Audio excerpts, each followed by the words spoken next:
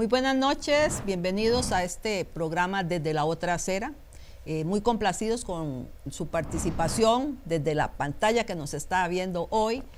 Agradecerles por ese acompañamiento. Hoy tenemos un programa muy importante, el manejo de la pandemia a la tica. Un tema muy nacional, muy del mundo, ¿verdad? Lo que está pasando, las situaciones económicas, políticas y sociales en las que ha afectado la pandemia. Entonces hoy, bueno, agradecemos también a las personas que nos van a acompañar en este programa y ellos son Luis Paulino Vargas, él es economista. Tenemos a don Francisco Robles, que él es politólogo y comunicador, y tenemos a Cisca Raventós, ella es socióloga. Entonces, pues, esperemos que les agrade el programa. Fernando.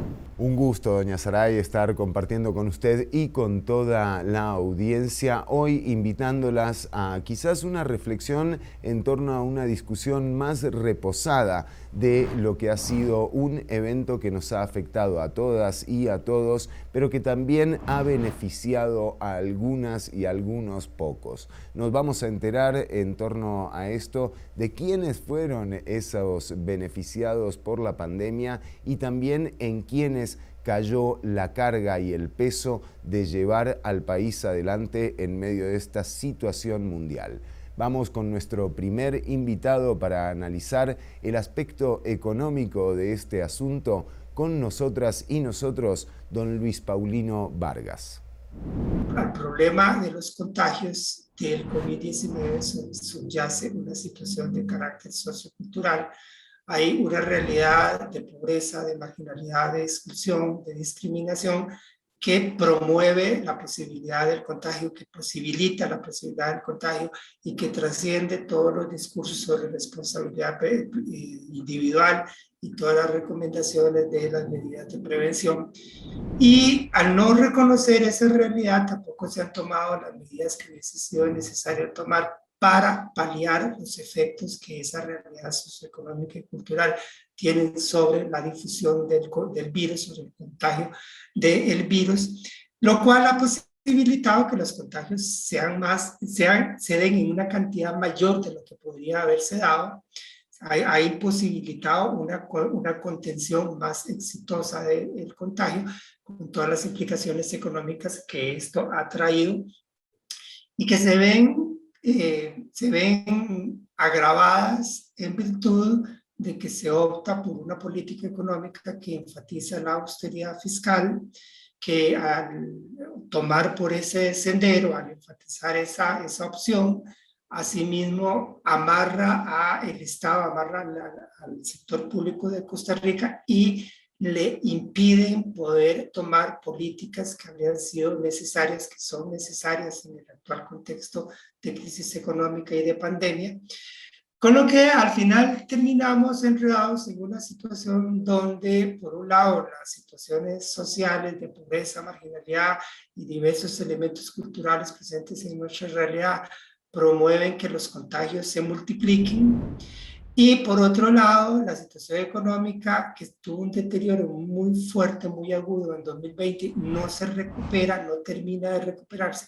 El desempleo y en general la situación del empleo sigue siendo calamitosa porque se opta por una ruta de política económica que imposibilita, de raíz imposibilita la recuperación económica, o por lo menos la dificulta muy gravemente, fundamentalmente porque es una ruta de política económica que le amarra de pies y manos al sector público, le impide hacer lo que sería necesario hacer, lo cual es grave en un contexto donde el sector público es el único actor que podría darle el empujón a la economía que la economía está necesitando para poder salir exitosamente del hueco al cual fue empujada, en el cual cayó.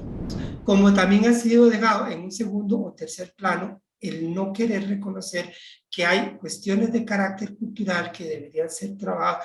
Por ejemplo, para ilustrar este punto, cuando yo hago referencia al tema cultural, por ejemplo, seguimos siendo una sociedad machista que propicia determinadas formas de comportamiento, sobre todo entre los hombres, que son comportamientos a su vez propicios al riesgo. O sea, está mal visto que un hombre se manifieste vulnerable, y temeroso frente a la posibilidad del contagio, y eso a su vez promueve comportamientos riesgosos, comportamientos donde se elude protegerse y guardar las medidas de prevención recomendadas, y eso a su vez facilita el contagio que luego llegará a impactar posiblemente a las familias. Cuando un hombre de estos se contagia en la calle, es muy factible que lleve el contagio al seno de su propia familia, ¿verdad? Bueno, este tipo de factores culturales, también este individualismo enfermizo en que nuestra sociedad ha caído, este individualismo egoísta, insolidario, despreocupado de lo que ocurra con las demás personas. Bueno, ese tipo de factores culturales también requerirían un trabajito por aparte. Entonces, en esas circunstancias y además atrapados en una opción ideológica que promueve la austeridad fiscal a rajatabla, que cree que la austeridad fiscal es obligatoria y es la única vía por la cual Costa Rica debería transitar desde el punto de vista económico. Sin embargo, al optar por eso, se está renunciando a cualquier posibilidad seria de reactivación económica. Porque la gente que promueve dogmáticamente la austeridad fiscal, al mismo tiempo reiteradamente está hablando de reactivación económica, y perdone, pero dentro de su ignorancia, porque no puedo decir otra cosa, dentro de su ignorancia, no captan la contradicción que hay en esos términos. Entre, por un lado, optar por la austeridad fiscal y por otro lado, hablar de reactivación sin querer captar o sin poder captar que son cosas contradictorias. Es que si queremos reactivación económica, la austeridad fiscal vamos a tener que posponerla, vamos a tener que dejarla de lado, vamos a tener que reconocer que para que la economía salga del hueco, el sector público va a tener que jugar un papel muy importante, que de alguna manera al sector público le toca darle el empujón para sacarla del hueco, y que ese empujón el sector público no puede darlo si el sector público está amarrado con políticas de austeridad fiscal, lo cual hace que la reactivación económica se vuelva mucho más difícil de lograr. Y la realidad es que estamos viendo que no hay tal reactivación económica, sobre todo desde el punto de vista de que no hay recuperación de los empleos. Interesantes reflexiones las que comparte don Luis Paulino Vargas en torno a lo económico, doña Saray, y quizás, digamos, en términos de medidas económicas para ayudar a la gente que se vio afectada, uno puede decir que la única ayuda fue el bono proteger, única y efímera ayuda, y que además ni siquiera fue una decisión gubernamental, sino que más bien fue respaldada por superávits institucionales. Instituciones, ¿no? Públicas, exactamente. Es increíble, y lo poco que duró. Y ya, y pasó, solo eso es lo que ha salido, ¿verdad? Y a futuro se va a necesitar más, según los informes que estamos viendo. Ahora vamos a compartir algunos datos del repositorio de CEPAL, y esto también evidenciará que a futuro se van a necesitar nuevas atenciones y cobertura del Estado. Cuando uno ve que hay candidaturas que en este momento están hablando de la reducción del Estado, uno dice, bueno, ¿quién va a poner la plata después, ¿no?, para ayudar? Esa es la parte que no concuerda en el discurso, ¿verdad? Porque hay una necesidad, hay una pandemia, hay una situación de peligro de vida humana, y se preocupa nada más que por qué no producimos más. Entonces no concuerdan los discursos, y eso hace que uno sí piense en las situaciones. Usted dice que las instituciones del Estado ayudaron para ayudar a esta gente con el famoso bono proteger una vez y ya, pero ¿y ahora qué? ¿Qué más? Y reduciendo presupuestos del gobierno, ¿se va a resolver? ¿A qué apuestan? ¿A qué es lo que apuestan? ¿A mayor producción o que algunos ganen más? Vamos a seguir profundizando sobre este y otros temas. Quédate aquí desde la otra acera. Ya venimos con mucho más programa después de este breve corte.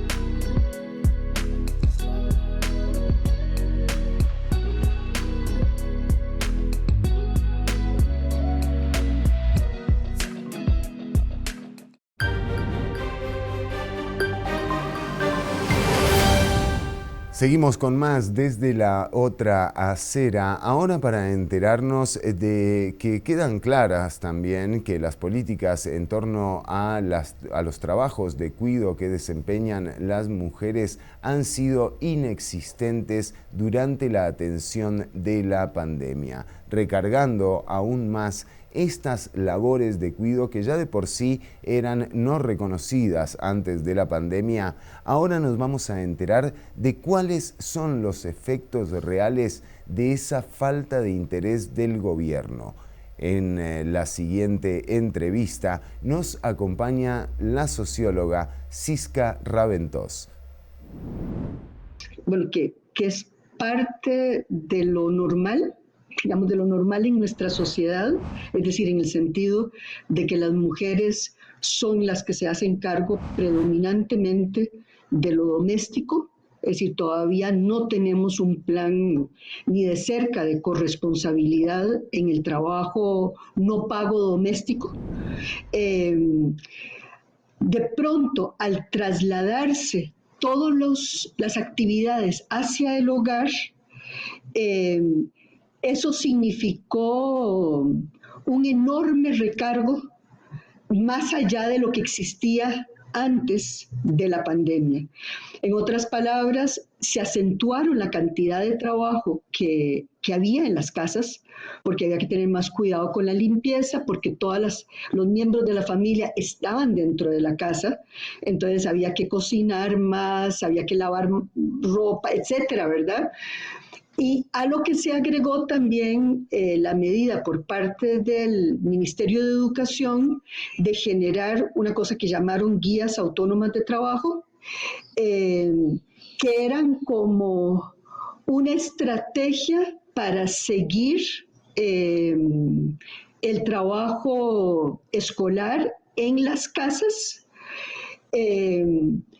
pero que suponía que no era tan autónomo, es decir, las guías no estaban dirigidas directamente a los y las niñas, tal vez en el caso de los adolescentes más, pero en el caso de los peques, esas guías suponían un acompañamiento de una persona adulta en el hogar.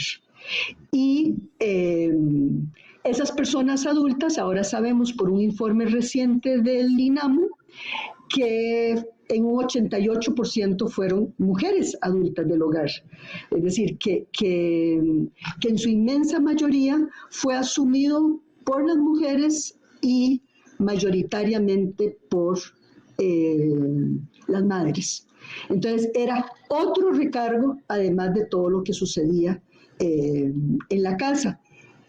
A eso se agrega que el desempleo en mujeres, digamos, desde hace algún tiempo y se sostuvo en la pandemia, es 10% más que el de los hombres, ¿verdad? Y entonces fueron más despedidas y en parte también porque una buena parte, hasta aquí lo que he hablado es de trabajo doméstico no remunerado, pero el trabajo doméstico remunerado, el que realizan las personas que trabajan de forma remunerada en hogares, también fue muy, muy afectado. Es de los sectores que fue más afectado. Y normalmente es, en tiempos normales, trabajo informal. La mayor parte de las empleadas domésticas no están aseguradas. Y en el caso de la pandemia, con las medidas de confinamiento, muchos hogares optaron por suspender el trabajo de la trabajadora doméstica o despedirla directamente. Entonces también tenemos una gran cantidad de mujeres que tenían trabajo antes de la pandemia y que lo perdieron y muchas de ellas no han sido recontratadas. Entonces, el peso de la pandemia descansa sobre las mujeres, ha descansado sobre las mujeres tanto en el trabajo pago como en el trabajo no pago, ¿verdad? Es decir, ha sido un trabajo heroico, digamos, pero que esperamos que pronto empiecen a darse políticas públicas para generar las posibilidades del retorno al trabajo y de quitar esta enorme carga de peso de las espaldas de las mujeres. Aspectos que también evidencian parte de los síntomas de lo que se habla como una crisis educativa, ¿no? Pero ¿qué está haciendo el gobierno para solventar esto? Esta carga que tienen las mujeres a la hora de funcionar incluso como tutoras de educación, y en qué procesos, doña Saray. Sí, es lo que hemos vivido y lo que están viviendo, ¿verdad? Por eso es que los padres, pues, algunos están muy apuntados con el hecho de que los chicos estén en la escuela. Porque ¿qué pasó en pandemia el año pasado? Las madres, ¿verdad? Si tenían que ir a trabajar, tenían que dejar a los hijos, pero después tenían que venir a ayudar con estas tareas, o si había alguna persona que les ayudara, esa persona se convertía, como usted lo dijo, en un tutor o una tutora. Yo tengo la experiencia en mi casa, ¿verdad? Con mi hija y con los nietos. Ella era la que se tenía que sentar, un niño de kinder, digamos, de kinder, ¿verdad? El proceso de aprender exactamente, todo. eso es técnico, para eso hay que estudiar también. Entonces, uno dice, bueno, esto salió y ahí están, pero el gobierno sí habla de problemas de educación en este momento, pero ¿qué está haciendo para ayudarnos con eso? ¿Cuántas veces hemos pedido que nos ayuden con conectividad? O sea, que los padres tengan ese acceso, que los maestros también tengan ese acceso. Y eso no resuelve el problema, pero aún así no tenemos nada, no se ve nada, no se ve ninguna solución a la situación. O sea, todo esto que está pasando en los hogares en donde las condiciones no son las mejores para estar ahí un montón de gente todo el día, ¿verdad? Entonces, ahí es donde nos preocupa que no vemos una salida, una respuesta. Como decía Cisca, que se den medidas. No las vemos. Bueno, y además, justamente en torno a lo que viene y a lo que nos queda en el resto del programa, también vamos a estar abarcando los aspectos de salud. Así que quédate acá desde la otra acera, todavía queda muchísimo más que reflexionar en torno a esta condición global que también le ha sido beneficiosa a algunos vivazos. Ya venimos con más. Te prometo que te voy a acompañar siempre. Pasarán meses, años y seguiremos juntos. Porque mi compromiso es cuidar tu pensión complementaria antes y durante tu jubilación. Vida Plena, operadora de pensiones.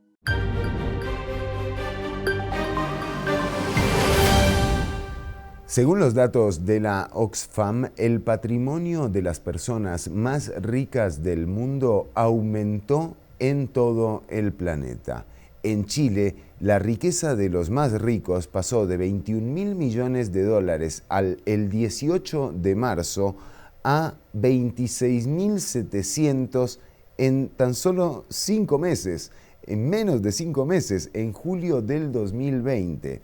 Para entender estos datos y también cómo aplican a Costa Rica, conversamos con el politólogo y comunicador Francisco Robles del Instituto de Investigaciones Sociales. ¿Cuáles podrían ser los escenarios de salida en torno a pensar en cambios redistributivos y en cambios en torno a la desigualdad en América Latina? Nosotros planteamos que con la información que nosotros teníamos en ese momento iban a ocurrir 2 escenarios.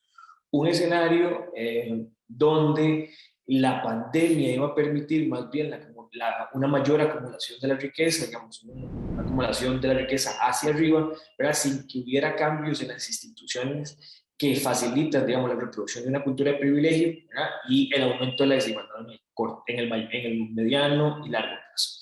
Y otra situación donde las élites iban a ver presionadas por sectores sociales y además donde iban a tener probablemente incentivos para modificar esas instituciones que reproducen el privilegio, por ejemplo, los privilegios fiscales, ¿verdad? Y en ese sentido vamos a encontrar probablemente situaciones de una disminución de la desigualdad en el mediano y corto plazo.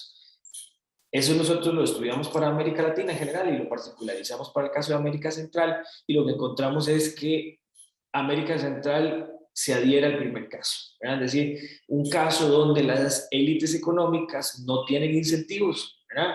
Para modificar las instituciones que reproducen sus privilegios, y que por el contrario probablemente vamos a encontrar en estos países grandes, digamos, un aumento de la desigualdad. Y después está el caso de Costa Rica, que es un caso bastante más problemático, ¿verdad? Históricamente, es decir, el gobierno de Carlos Alvarado se alió, ¿verdad?, e incorporó dentro de su gabinete a figuras importantes de sectores de las élites, de un sector de la élite muy específico, ¿verdad? Con un sector de la élite, además, con una visión de Estado y con una visión de lo que se tenía que hacer, ¿verdad? Ahora, no necesariamente esa visión de Estado fue necesariamente la más cercana a la nueva administración de la Unión de Cámaras Empresariales, que lo que produjo una disputa muy interesante, ¿verdad? Porque era una disputa que era aliada, digamos, con sectores sociales, ¿verdad? Es decir, que fueron las protestas en agosto que demandaban no más impuestos y no al acuerdo con el Fondo Monetario Internacional. Ahora, los no más impuestos de la UCAEM no necesariamente eran los no más impuestos de las organizaciones sociales, pero sin embargo la discusión fue la misma, y eso probablemente provocó una ruptura, o digamos, por lo menos una división, digamos, con ese sector de la élite que está dentro del gobierno de Carlos Alvarado. Ahora, en función de eso, el caso costarricense, lo que se hizo, bueno, fue que, teniendo en cuenta, digamos, que existe un Estado social de derecho amplio y que teníamos recursos, lo que se hizo fue, bueno, vamos a aplicar lo que se ha hecho, digamos, en otros momentos, en otras administraciones, que es mantener el status quo tributario, es decir, que nada cambie en términos tributarios, endeudamiento, y esta vez sí, digamos, muy en la lógica del pensamiento que traían las élites económicas que se incorporan al gobierno de Carlos Alvarado, digamos, un sesgo antimercado y antiestatal, ¿verdad? Es decir, que tiene que ver con el congelamiento de salarios públicos, que tiene que ver con medidas de austeridad, que lo que sin lugar a dudas en el mediano y largo plazo van a tener consecuencias mucho más grandes para la desigualdad. Pero como vemos, tenemos que en Nicaragua no lo estudiamos, porque en Nicaragua no se aprobó nada, y Nicaragua es todo un tema un poco más complejo que no nos daba como para pensar, pero como vemos acá, digamos, las élites tuvieron relaciones distintas con los gobiernos, ¿verdad? Es decir, captura en Guatemala, Honduras, colaboración y, si se quiere, conflicto en el caso de Carlos Alvarado, y ruptura completamente en el caso de Nayib Bukele en El Salvador. También con mayor claridad en torno a que los problemas que ha generado la pandemia quizás solamente fueron evidenciar unos asuntos que ya veníamos arrastrando desde hace varios años. El hecho de que Costa Rica sea uno de los países con menor cantidad de camas por cada 1000 habitantes también se ha dejado sentir en esto, así como todos los pequeños fenómenos económicos que hemos vivido, que han sido grandes desafíos para aquellas personas que han tenido que enfrentarlos con prácticamente acción nula del gobierno, ¿verdad? Porque lo que le ha rendido al gobierno de Carlos Alvarado en la atención de esta pandemia es el Estado social de derecho costarricense, que incluso ha servido, digamos, muy a pesar de las decisiones que ha tomado el gobierno de Carlos Alvarado, doña Saray. Efectivamente, ahora que usted dice esto de las instituciones, esos son los que han estado al frente de esta pandemia, en las instituciones públicas, ¿verdad? La Caja, los educadores, la policía, tránsito, FANAL, ¿verdad? Entonces, ahí han estado. Por eso yo desde el principio dije, esto es una contradicción, porque es el sector que puede ayudar, pero están tratando de recortarlo. Y es donde entonces uno dice, bueno, hubo un proceso de diálogo multisectorial. Es verdad. ¿Verdad?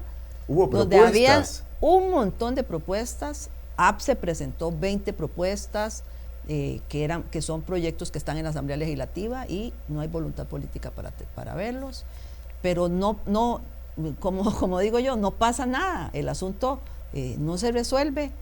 Estamos llegando a finales del 2021. El proyecto de avales ahí va, ahí viene apenas, no hay nada más. El país sigue mal, la desigualdad sigue, la pobreza, la gente, ¿dónde va a trabajar? ¿Qué va a hacer? ¿Verdad? Los ricos viendo a ver cómo ganan más, y de hecho han ganado más, pero no hay esa voluntad, no hay esa conciencia de pueblo. Y visión, doña Saray, porque realmente cuando uno entiende que esta condición en la que estamos nos involucra a todos y a todas, deberíamos también ser conscientes que requiere de la participación sin exclusión del sector empresarial. Y que ese sector empresarial también ha sido lo suficientemente inteligente como para en el pasado haber tomado decisiones que forjaron este Estado social de derecho del que hoy por hoy seguimos viendo cómo hay réditos. La situación de la pandemia se va a seguir profundizando.